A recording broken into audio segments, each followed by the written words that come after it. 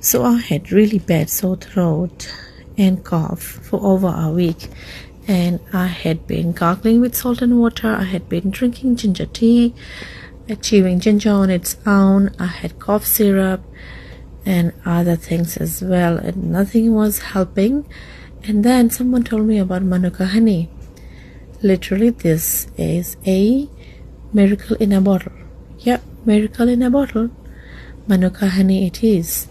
So yeah, try it. I had a couple of sips here and there in a daily basis for about 2 days, and it soothes your throat right away, better than any cough syrup.